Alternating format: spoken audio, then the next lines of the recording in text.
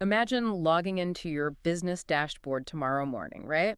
You've got your coffee in hand, you're expecting to see the usual hum of activity, but instead, you just see a zero. Oh, man. Yeah, that is brutal. Zero Yeah. visitors, zero clicks, zero sales. And not because your product broke or, your customer service failed or something, Right. but just because some engineer in Silicon Valley changed a single line of code in an algorithm while you were sleeping. It happens every day. It really does. Like your Well, entire traffic stream is just gone in an instant. And if you're a business owner or a creator, you're likely building your entire livelihood on this digital fault line. just waiting for the earthquake, basically. Exactly. You're just waiting for the next algorithm change, the next Google slab or Facebook reach apocalypse to just swallow it whole. It's terrifying. Think about the sheer terror of that for a second. You pour your life savings into a product, you build the perfect website, you start getting a little trickle of visitors, and then overnight, a tech giant updates their code, and you are just completely erased from the internet. Yeah, you don't even exist anymore. Right. So if you want to survive online, and if you want your message to actually reach the people who need it without living in this constant low-grade fear of getting shadow banned, this deep dive is absolutely essential listening for you today. It really is a terrifying reality. Really? And frankly, it's the exact nightmare scenario that brings us to the source material we're unpacking today. Yeah, which is incredible, by the way. Right. We are doing a deep dive into a book called Traffic Secrets by Russell Brunson. And just to give you some context on why this specific author's perspective carries so much weight here. Because there's a lot of gurus out there. Exactly. So many fake gurus. But Brunson is the co-founder of a company called ClickFunnels. That's a software company that grew to a massive 9-figure scale without taking a single dime of venture capital. Wait, really? No VC money at all? No outside investors, no massive safety net. I mean, he literally started selling informational products online from his basement while he was like a collegiate wrestler. That's wild. Yeah. And today, he has an email list of over 1.6 million entrepreneurs. So he built this empire not by relying on algorithmic luck, but by deeply understanding human behavior. Okay, let me stop you right there, though, because I want to make sure we define our terms before we get into the weeds here. Sure. He founded ClickFunnels, but for anyone listening who just has, like, a standard website, what exactly is the difference between a website and a funnel, and why does that matter for this book? That is a crucial distinction. A traditional website is kind of like a brochure. You hand it to someone, and there are, 50 different buttons they can click. Right, like the About Us page, our mission, the blog. Exactly. It's an overwhelming menu. And because there are so many options, people often just get paralyzed, click away, and leave. Decision fatigue. Yes. A funnel, on the other hand, is a guided path.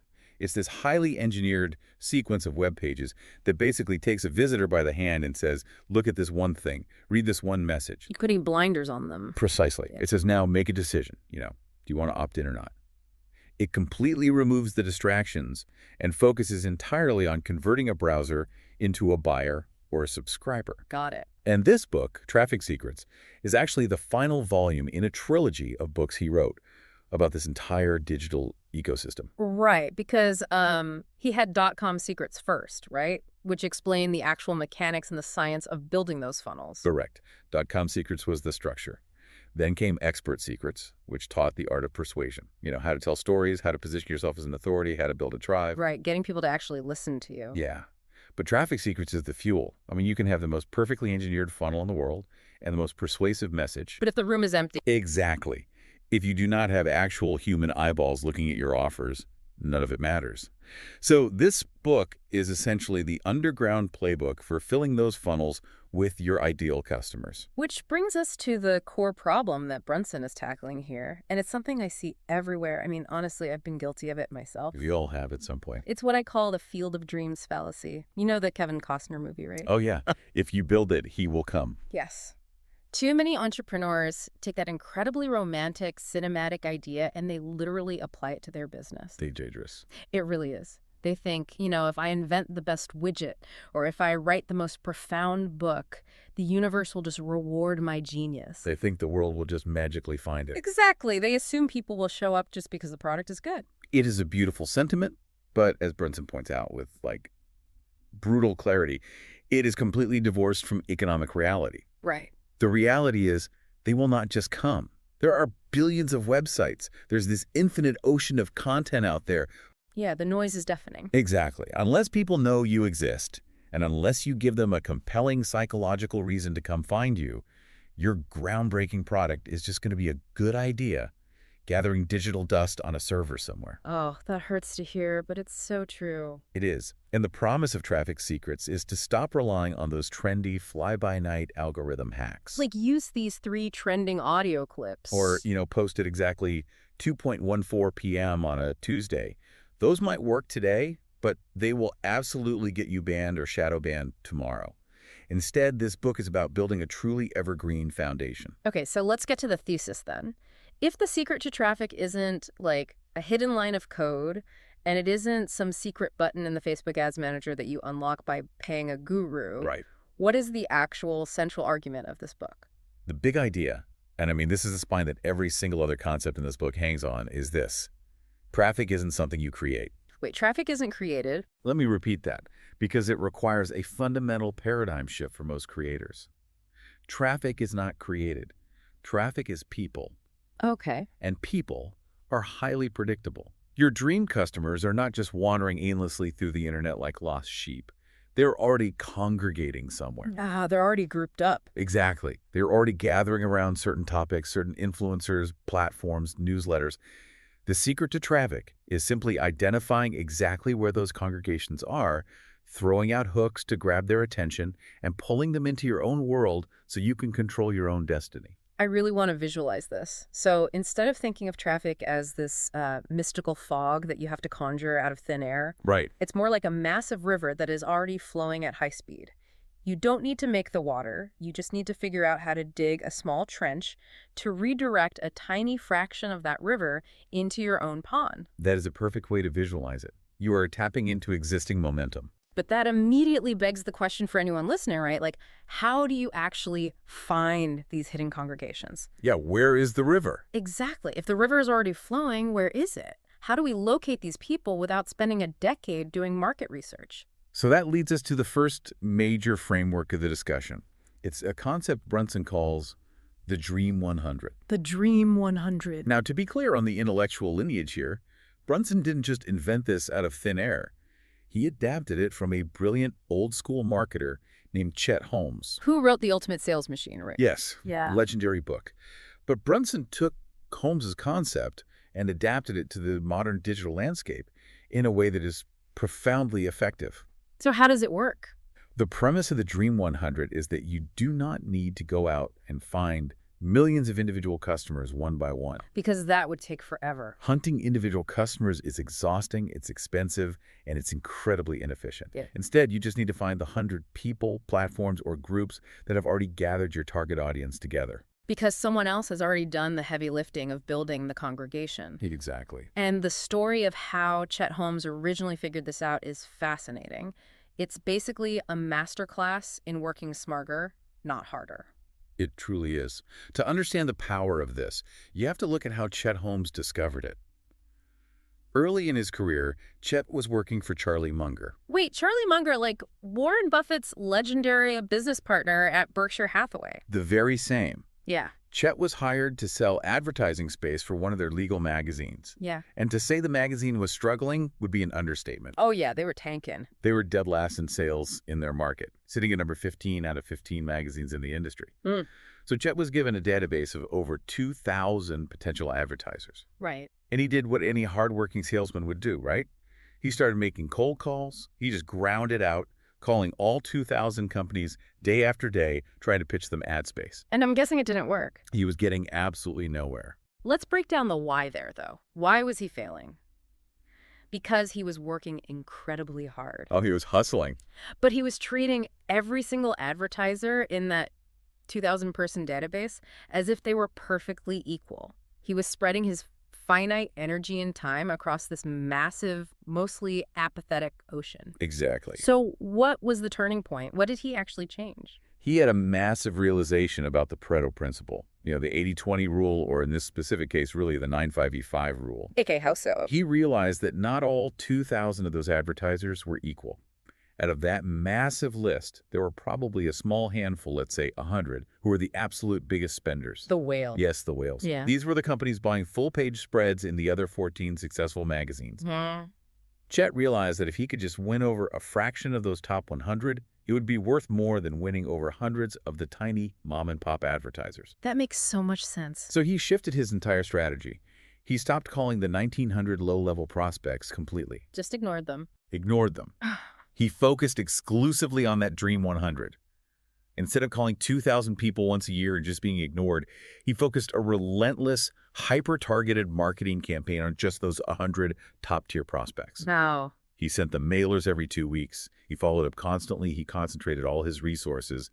And by doing that, he transformed that legal magazine from dead last to the undisputed market leader in the industry. That is incredible. But, I can hear a skeptic listening to this right now thinking, okay, that's a great story from the 1980s about B2B magazine sales. Right. Like, I'm selling a fitness app or I'm selling organic skincare. How does that old school corporate strategy apply to a modern consumer-facing digital brand? It's a fair question. But the book has the perfect counter to that skepticism, which is the story of Tom Bilyeu and the rise of Quest Nutrition. Oh, Quest Nutrition is a perfect modern case study for this. I mean, they are a billion-dollar company today. But they didn't get there by raising massive VC funds and dumping millions of dollars into random Facebook ads, just hoping regular people would buy their protein bars. So what did they do? They used the exact Dream 100 strategy, but they applied it to the internet. Okay, walk us through the mechanism. How did they find their Dream 100, and what did they actually do once they found them? So, during an interview that Brunson references, Tom Bilyeu explained their approach. When they started making these protein bars in their own kitchen, they knew they needed to reach health-conscious people. Obviously. So they went online and spent countless hours researching hundreds of health and fitness influencers. They looked at fitness blogs, bodybuilding forums, early social media platforms, YouTube channels. Finding the congregations. Exactly. They identified the people who had already built highly engaged communities of fitness enthusiasts. Those influencers were their Dream 100. And then what? Did they pay them?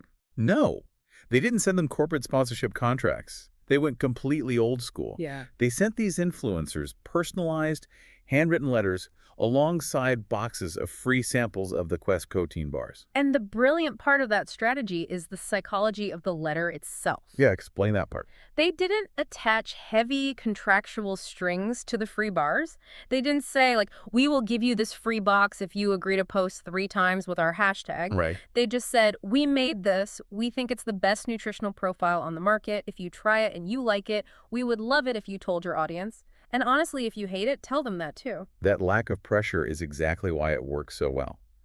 They trusted the quality of their product, but more importantly, they understood the psychology of the congregation. Yes. They recognized that these influencers had a deep sense of service to their specific communities. The influencers wanted to share good things with their audience to increase their own status and trust. Right. It makes them look good to find the next cool thing. Precisely. By sending a handwritten note and a genuinely great product, Quest tapped into the law of reciprocity. They built immense goodwill. And because the product actually was good, the vast majority of those influencers loved it. And they shared it. They naturally wanted to talk about it. Yeah. They spread the word to their massive combined audiences, and Quest Nutrition's sales just exploded exponentially, entirely driven by the Dream 100. So to bring back the river analogy from earlier, it's like this. Instead of running around the vast ocean trying to catch individual fish with your bare hands, which is honestly what bombing generic cold traffic ads feels like. Oh, absolutely. You are simply pulling out your binoculars. You are looking for the few massive commercial fishing boats that already have their nets completely full of the exact fish you want. Yeah. And you are rowing out to those boats and you're negotiating directly with the captains. You're saying, hey, I have this amazing bait that your fish are going to love. Let's work together. That is an excellent way to conceptualize it. You are negotiating with the captains. And if we connect this to the overarching theme of the book, the Dream 100 isn't just a single tactic you try once. Right. It's bigger than that. It becomes the foundational lens through which you view absolutely everything in your business. It dictates your market research. For example, you use your Dream 100 to figure out what offers are already selling in your industry. You look at what the captains are feeding their fish. Exactly. You see how you can create a product that complements rather than competes with the big players. If there's one singular area to invest your time energy, and money into from the very beginning, it is meticulously building out this list. So for you listening right now, here is the immediate practical takeaway. You need to sit down with a blank spreadsheet or a piece of paper, and you need to start asking yourself some very specific, targeted questions to build your Dream 100. To get highly specific. Yes. Who are the captains of your industry? What are the top websites that your dream customers visit every single morning while they drink their coffee? What specific Facebook groups or Reddit forums are they actively arguing in? Exactly. What podcasts are they listening to on their commute? Who are the top 20 influencers they follow on Instagram or TikTok? What email newsletters are they subscribed to? You have to map this all out. And it is vital that you cast a wide net here. Brunson specifically advises that you shouldn't just stop at a dream dozen. You literally want to find 100 or more, sometimes 100 per platform. Really? That many? Yes. Why? Because traffic, even when it's highly targeted, is ultimately a numbers game. Out of 100 influencers you reach out to on your list, maybe only 5 or 10 will actually reply and let you get in front of their audience for free, like the Quest Nutrition example. That makes sense. Maybe another 10 or 20 are audiences you can successfully target by buying ads. So you need that robust, deep list of 100 to ensure you have enough avenues to explore without hitting a dead end. Okay, let's play this out. Let's say you've done the homework, you've answered those questions, you've mapped out your Dream 100, you know exactly where your ideal customers are hiding out. You've got the map. You have the list of the captains. The immediate next question is, what is the mechanism? How do you actually get those people or their audiences to look away from what they are doing and look at your business? How do you tap into those congregations? That is the crucial pivot point of the entire strategy, and it leads directly to the next major concept in the book. You have to understand the 3 distinct classifications of traffic. Okay, let's get into this. Grasping the difference between these 3 types is usually what separates businesses that thrive for decades from businesses that disappear overnight. The 3 types are traffic you earn, traffic you control, and traffic you own. I really want to break these down thoroughly because the terminology can be slightly deceptive if you don't know the mechanics behind it. It can be. Let's start with the first one, traffic you earn. Brunson calls this working your way in. This is where you are rolling up your sleeves and sweating, right? Precisely. Traffic you earn relies almost entirely on sweat equity. It doesn't cost you financial capital, but it costs you intense time and effort. This means you are identifying a captain on your Dream 100 list, and you're figuring out how to provide immense, undeniable value to them. You are hustling. Like what kind of hustle? Maybe you offer to be a guest on their podcast, sharing your unique expertise with their listeners for an hour. Maybe you spend hours writing a deeply researched, high-quality guest post for their blog. Or hanging out in their forums. Exactly. Yeah. Maybe you actively participate in their Facebook group every single day, answering user questions for free, being genuinely helpful, and basically becoming a recognized authority in their space. You are leveraging the audiences of your Dream 100 for free, but you're paying for it by earning your place in front of them through service. It's pure relationship building. It's the digital equivalent of networking at a massive industry conference, shaking hands and, proving your worth. Absolutely. But let's be realistic here.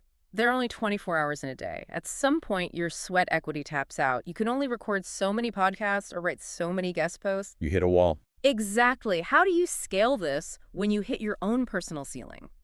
That brings us to the second type, which is traffic you control. This is what Brunson calls buying your way in. Right. If earning your way in is sweat equity, controlling your way in is financial equity. This is paid advertising. Facebook ads, Google ads. Exactly.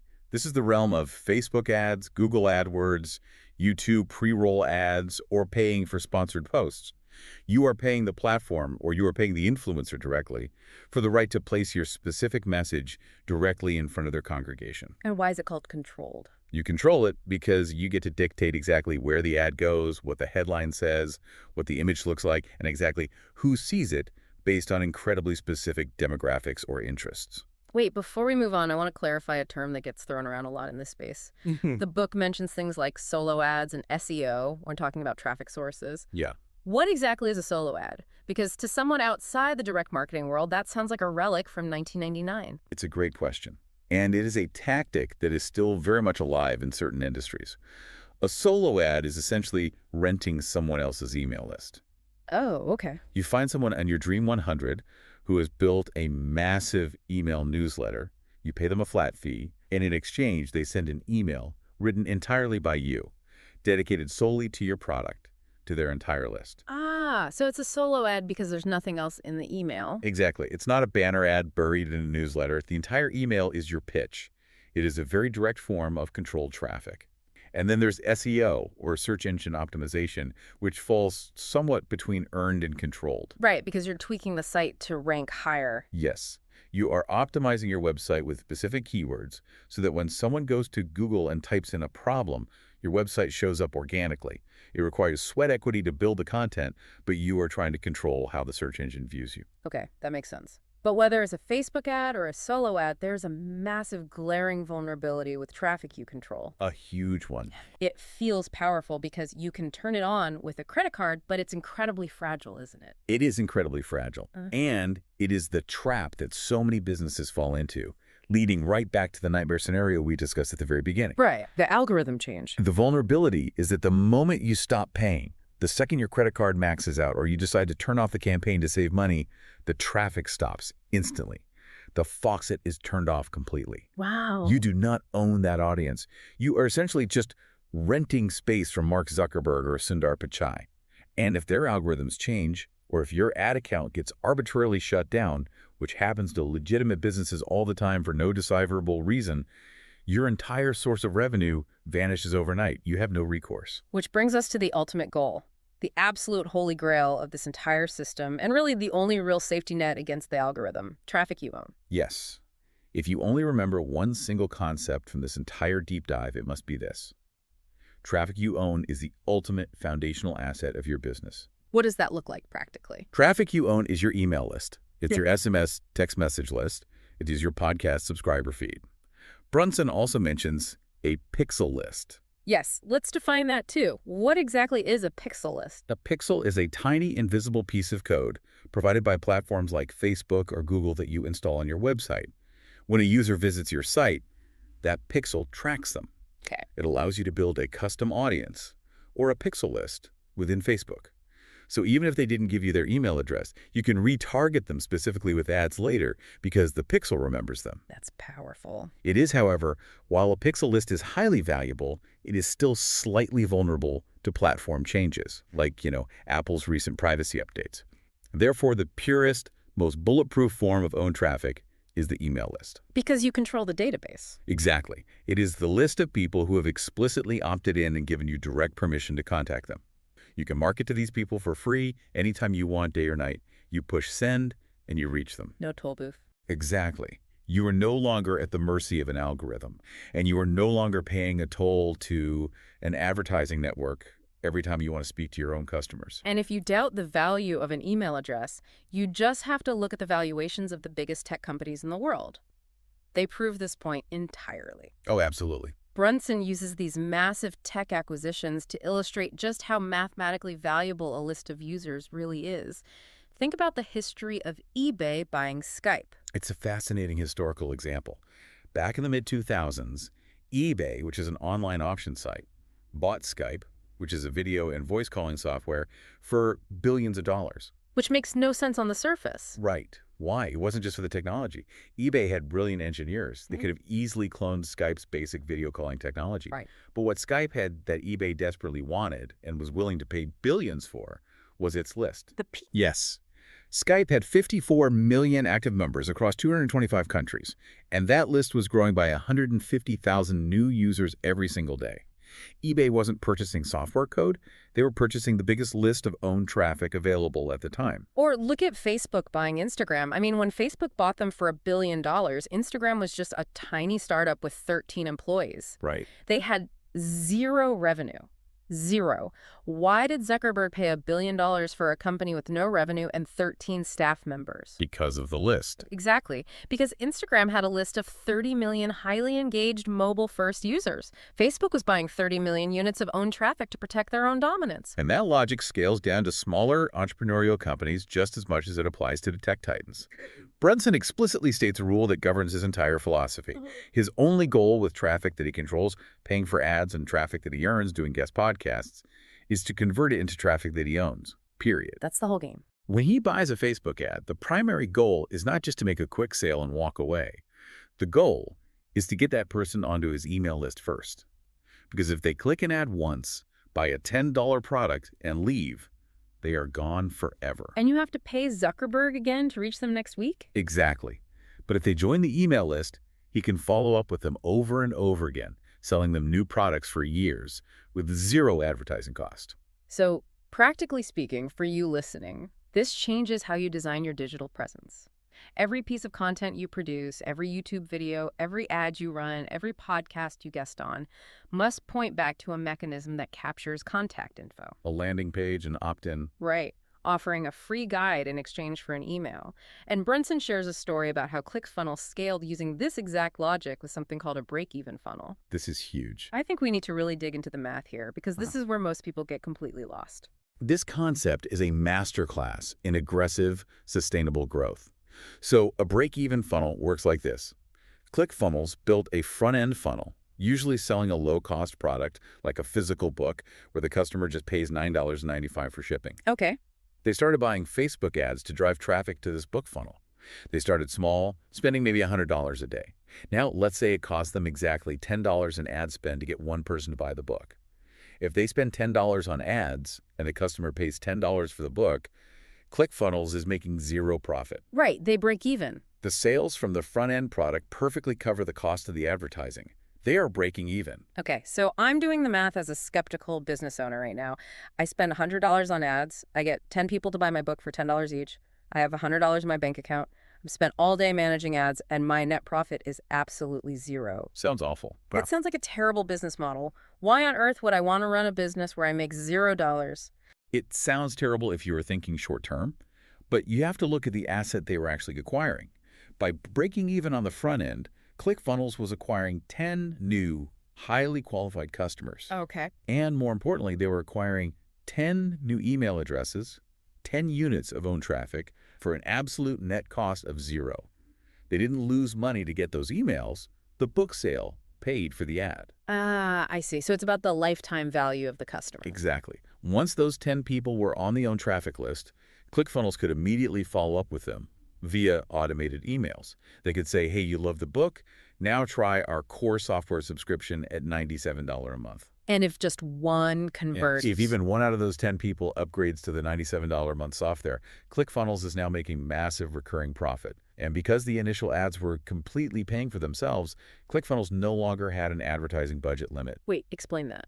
If you put $1 into a slot machine and it reliably spits $1 back out, plus an email address, how many times do you pull the lever?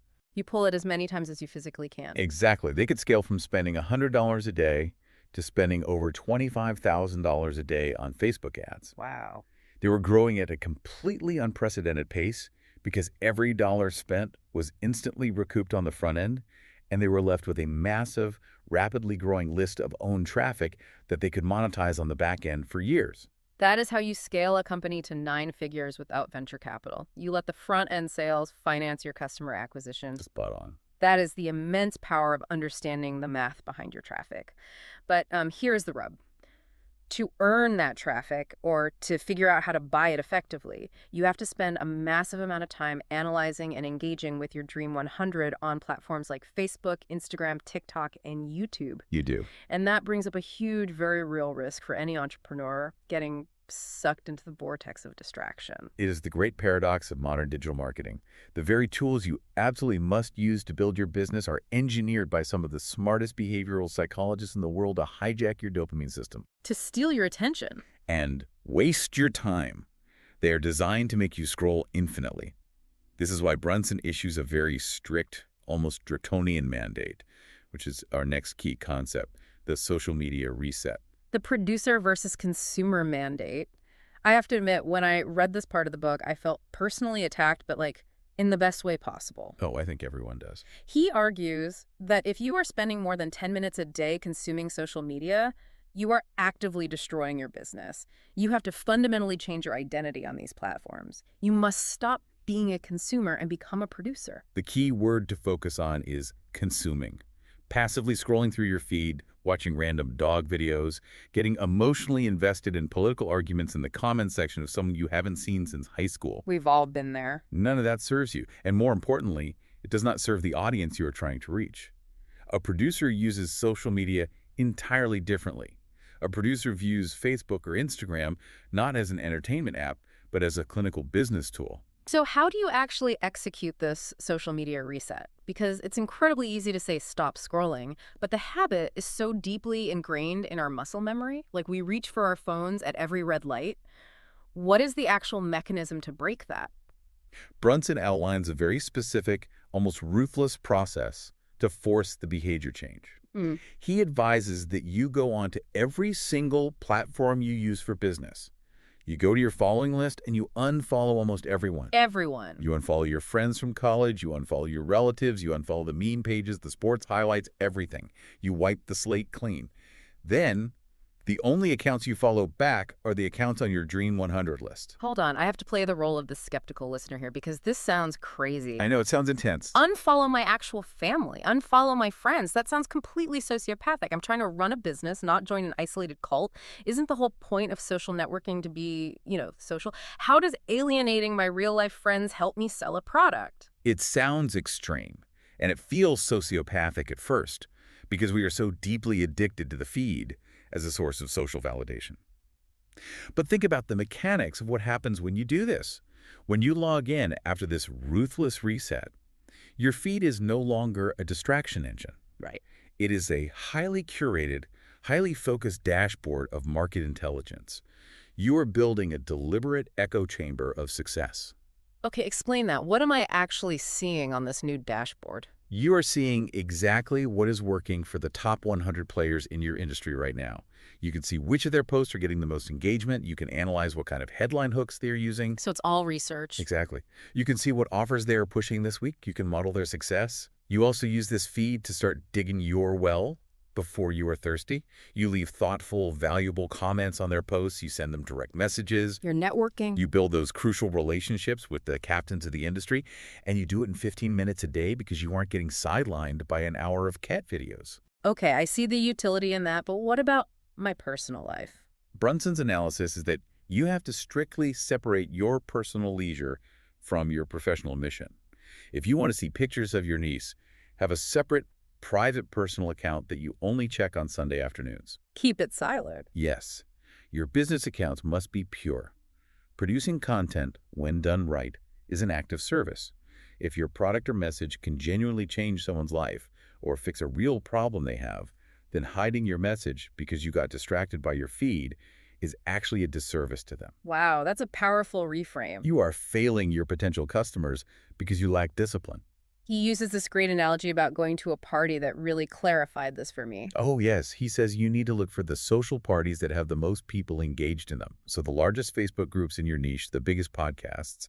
But you don't go to the largest party in town just to sit quietly in the corner, eating chips and watching other people have fun. Because that's consuming. Exactly. You go there to become the life of the party. You go there to contribute, to entertain, to educate, to answer questions, and to add so much value that people naturally want to know who you are.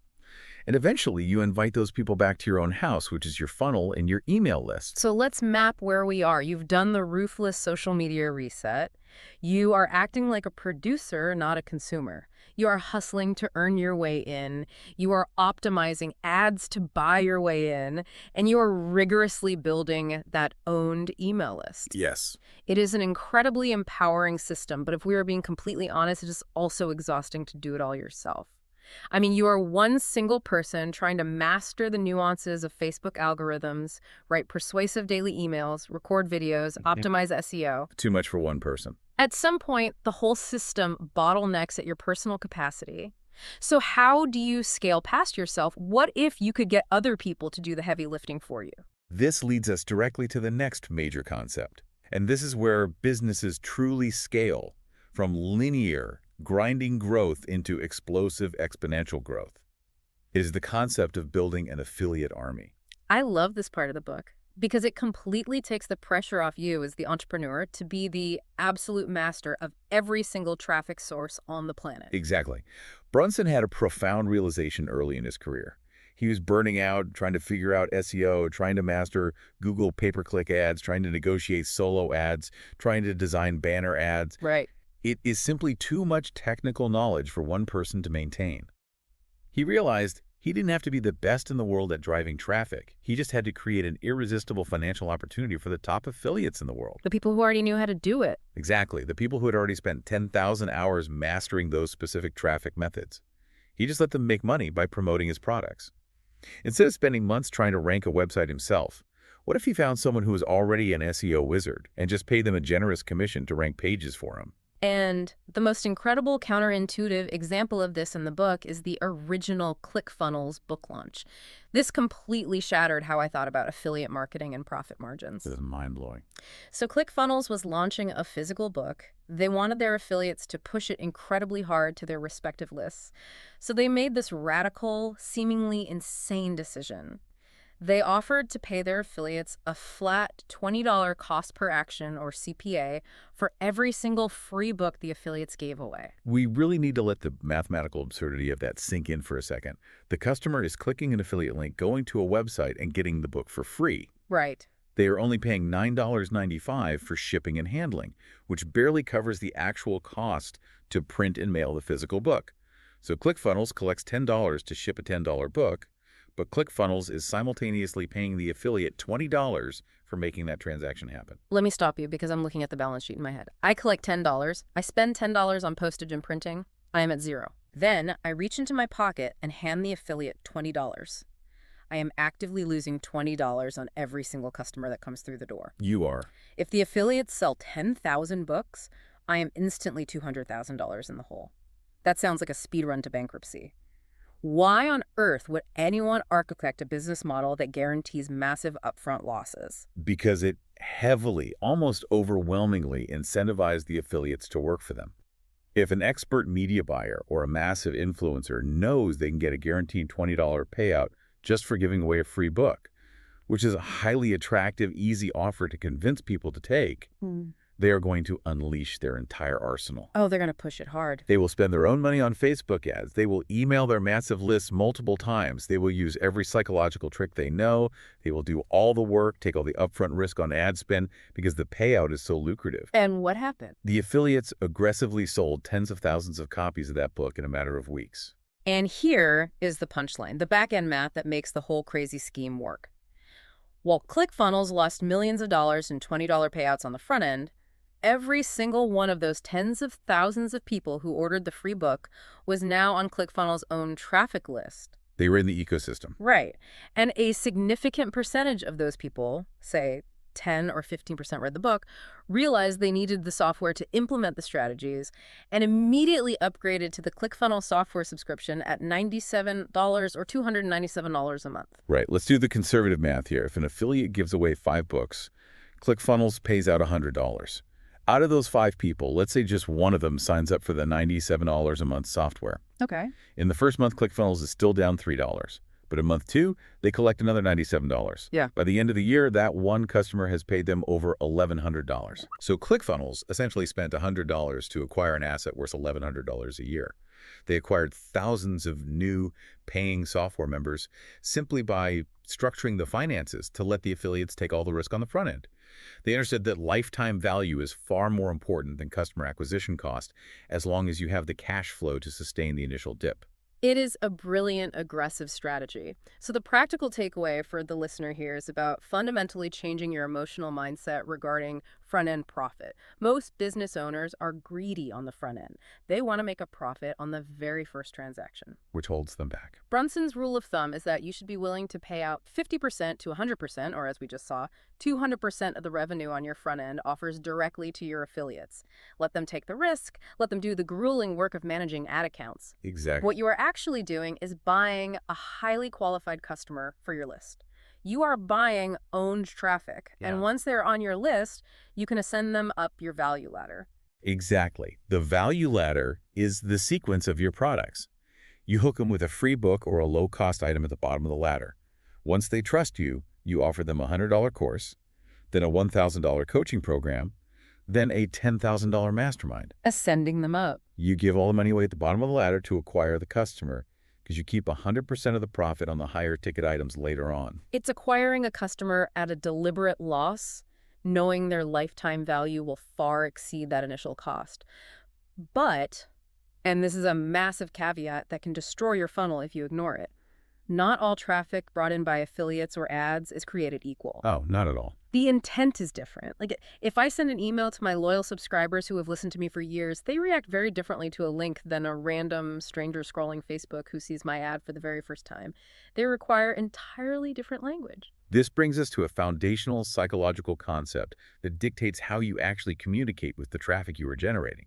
It is key concept 5, traffic temperature. Traffic temperature, right. If you do not understand the temperature of the traffic you are driving to your funnel, your messaging will completely miss the mark and your conversion rates will just plummet.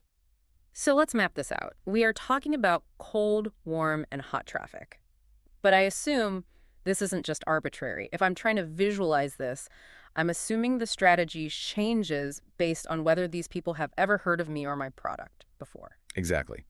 These temperatures correlate directly to a well-known spectrum of audience awareness in direct response copywriting. Let's break down the psychology of awareness first. Okay.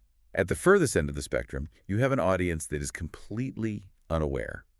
To use a physical example, they have a slight ache in their back, but they just think it's from a bad mattress. They don't even know they have a real problem. Okay. Then you move to problem aware. They know their life hurts, they know they have severe sciatica, but they don't know there's a medical solution.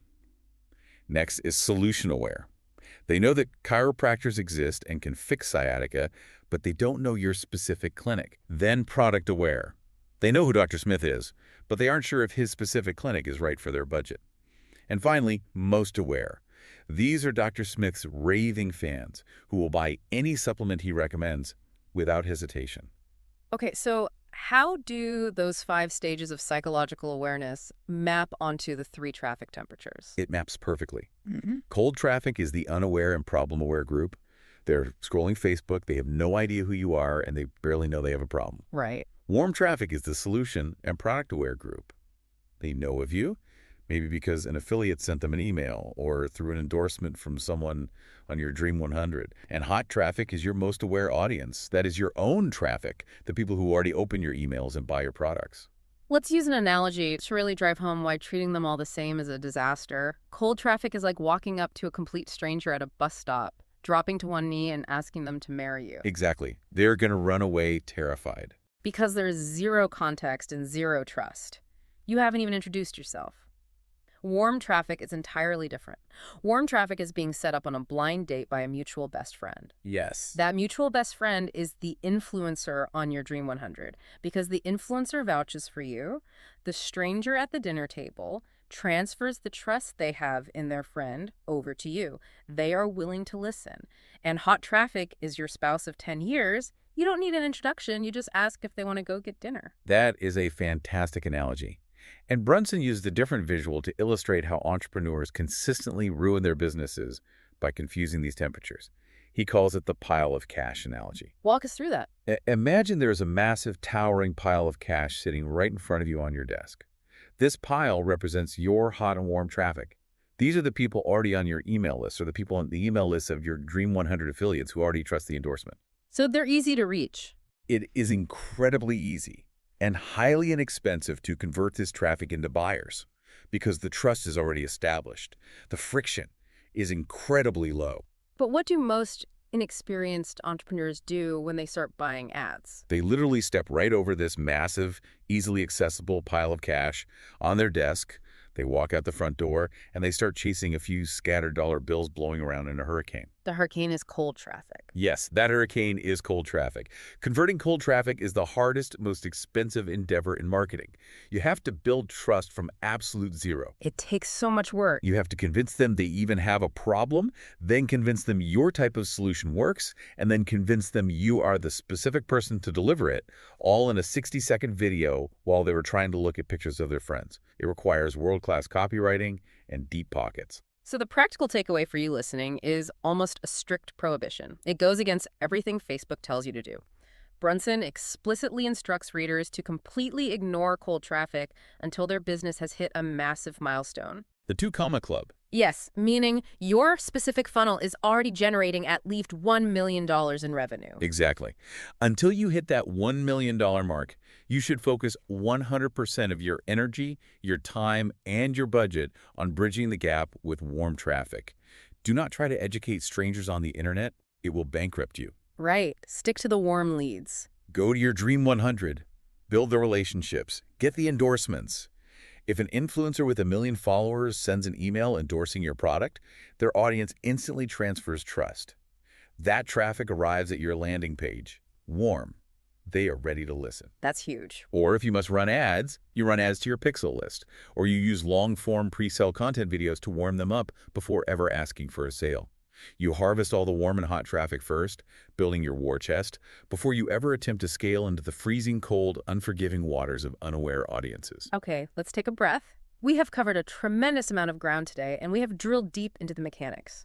We've talked about finding the hidden congregations through the Dream 100. We covered a lot, yeah. We've mathematically defined the difference between earned, controlled, and owned traffic. We went through the painful but necessary social media reset. We broke down the aggressive CPA math of building an affiliate army, and we mapped the psychology of traffic temperature. The whole system. Right. So how does this all form a cohesive, bulletproof strategy? What is the underlying worldview or logic that holds all these disparate tactics together? This is where we have to synthesize everything we've discussed, and it leads us directly back to the very first anxiety we opened the show with. The paralyzing fear of algorithms changing. The fault line. Yes. The underlying logic of traffic secrets is built on a deep historical understanding of the internet. Brunson points out that platforms will always rise and fall. It is inevitable. It always happens. He talks about how the marketing world panicked when we transitioned from Friendster to MySpace. Then the MySpace marketers panicked when the congregation moved to Facebook. And eventually, inevitably, the congregation will move from Facebook and Instagram to TikTok or virtual reality or whatever the next big network is. Right. The code changes. The interfaces change. Mm-hmm. If your entire business strategy is based on a specific algorithmic hack on Facebook Reels, you are guaranteed to go out of business. It's just a matter of time. Because you're building your house on that digital fault line. So what is the actual bedrock? How do you build a business that survives the transition from Facebook to the next big thing? The bedrock is a unifying 6-step framework that Brunson calls Fill Your Funnel. It is completely platform agnostic. The beauty of this framework is that it would have worked on MySpace in 2005, it works on YouTube today, and it will work on whatever holographic internet platform we're using in 20 years. Let's walk through those 6 steps, because this is the blueprint to take away. Step 1 is understand the history and goal of the specific platform. You have to know why the platform exists. Facebook wants to keep people connecting with friends. YouTube wants people to watch long videos. You have to align your content with what the algorithm inherently wants. Right. Step 2. Find and model your Dream 100 on that specific platform. Who are the captains already successfully gathering your congregation there, and what format are they using? Step 3. Create your strategy and publishing plan. Figure out your daily routine so you can show up consistently as a producer, not a consumer. And then the framework moves from planning to aggressive execution. Step 4. Work your way in. That is your earned traffic. You are hustling, podcasting, commenting, and providing free value to the Dream 100 to siphon off a little bit of their audience. Right. Step 5, buy your way in. That is your controlled traffic. You are running the ads, optimizing your break-even funnel, and paying for reach. And finally, the most important step that justifies the entire process, step 6, fill your funnel. Convert all that attention, all that earned sweat equity and controlled ad spend into traffic you own. Capture the email address, build the list. It is incredibly clean and logical when you lay it out like that. But what fascinated me most about this framework is where the DNA of these ideas actually comes from. Because this isn't just a Silicon Valley tech invention, is it? He didn't learn this from a Google engineer. Not at all. And that is the secret genius of the book. What is truly fascinating here is that Brunson's entire worldview is deeply rooted in old-school direct response marketing. Oh, wow. He didn't learn marketing from 20-year-old social media gurus on TikTok.